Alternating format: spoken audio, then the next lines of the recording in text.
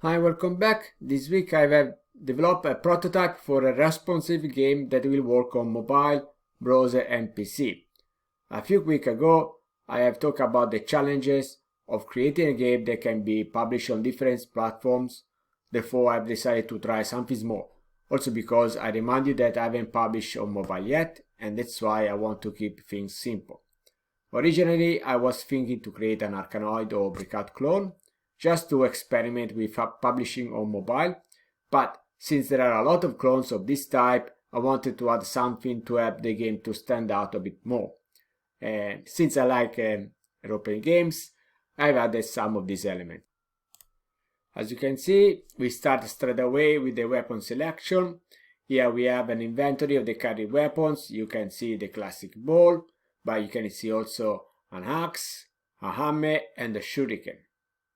You can see there are some shadows here that indicates that you can carry more of these type of weapons. And at the moment you can carry only 3 weapons of each type. But here where there are empty slots, I will give you the opportunity to have more items as the player increases some of the stats during the game. What are the weapons for? It's a choice you have at the beginning of the level to choose your strategy. While the classic bow destroys everything, with the other weapons things are different. So you can see the bows here destroy everything and it has a power level 0. It's okay, this will increase with the game, but the axe let you kill monsters and damage items made primarily of wood.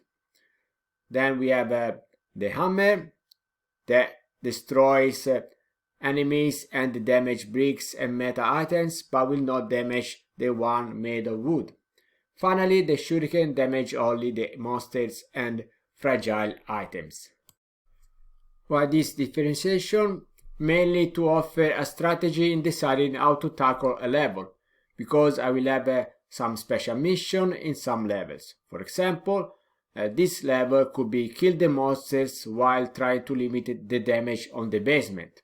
Having a shuriken available, I could start the level with this weapon and therefore kill only the monsters. But I will be aware that if I lose it, I will have to use a more destructive weapon. Weapons can be lost as normally life are lost, so they will not be available for the next levels. Of course, there will be power-ups, shops and missions, wars that can replenish your arsenal. Being this just a prototype to get started with, there is only little at the moment, but I have many more things in mind to add. Since this week I have sent to my testers the latest version of Creepy Mahjong, I have decided to use it this time to create something that I can focus on. So after the launch of Creepy Mahjong, there will be in a few days, I have already something to work on straight away. Let me know in the comments what you think about the game, and as usual, I take the chance to thank everyone that supports me on Patreon. And I remind you, if you decide to support me on Patreon, one of the benefits you might have is to play all my prototypes. So thank you again and see you next week. Bye!